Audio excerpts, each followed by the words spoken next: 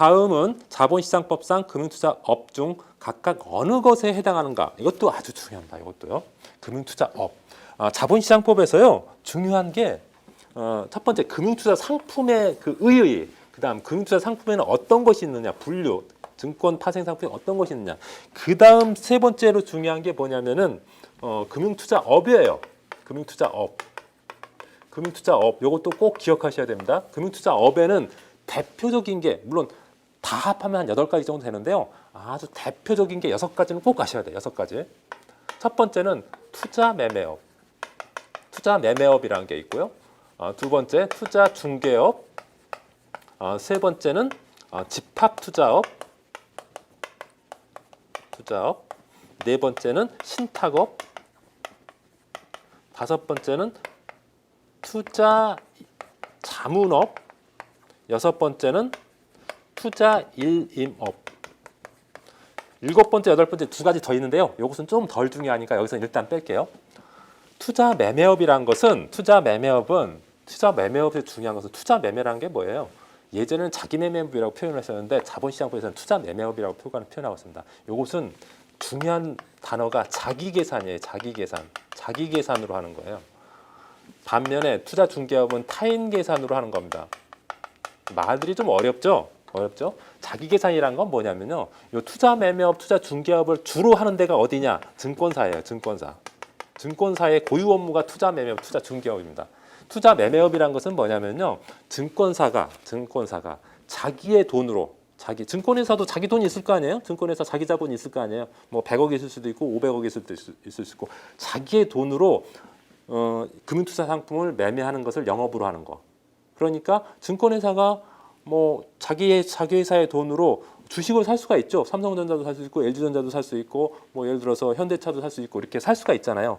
그렇게 자기 회사의 돈으로 금융투자 상품을 매매하는 거. 요것을 투자 매매업이라고 합니다.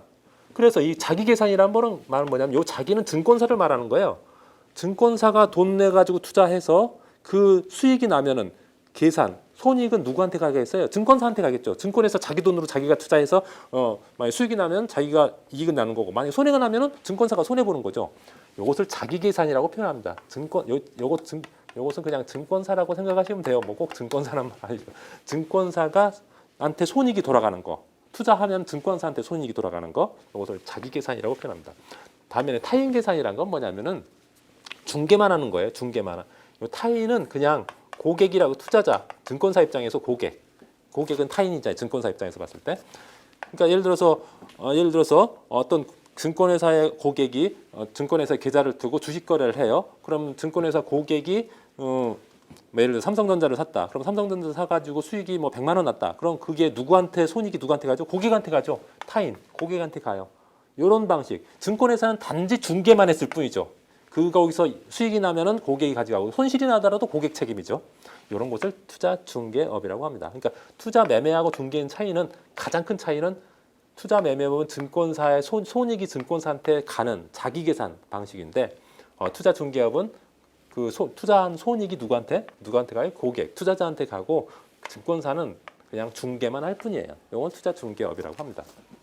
집합 투자업이라는 것은 집합에서 투자하는 거니까 최소한 2명 이상의 투자자로부터 돈을 받아서 보통 2명은 넘죠. 집합 투자는 보통 펀드 투자업이라고 보시면 돼요. 그래서 펀드에 투자하는 사람 보통 1명, 2명입니까? 보통 몇천 명, 몇만 명 되잖아요.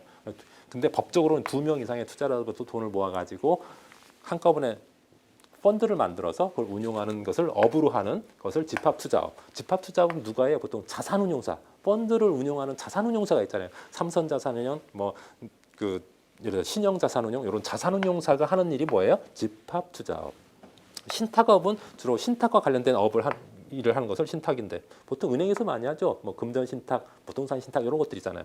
이건 시험에 잘 안 나옵니다. 이런 것은 그 의미를 물어보는 것은 주로 이런 것들이 잘 나오고 그다음 투자 자문업은 고객들한테 어떤 투자 자문을 할 때 그 상품의 투자 가치나 어떤 투자 판단을 할 때 도움을 주는 것을 투자 자문이라고 하죠. 투자 자문을 업으로 하는 것이 투자 자문업.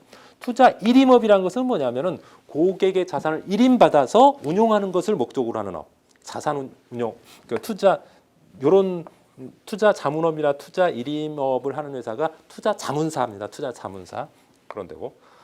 7번, 8번은 뭐 조금 덜 중요하니까 여기서는 설명은 좀 생략하겠습니다. 6번 묻겠습니다. 다음의 내용은 자본시장 업종 금융투자업 중 각각 어느 것에 해당하는가? 1번 누구의 명의로 하든지 자기의 계산으로. 자기의 계산 나오면 뭐라 했죠? 투자 매매업. 자기의 계산으로 금융투자상품 매매, 증권 발행, 인수, 청약의 권유, 청약의 승낙을 영업으로 하는 금융투자업. 그러니까 자기의 계산으로 금융투자상품의 매매를 영업으로 하는 그런 것이 뭐다? 투자 매매업.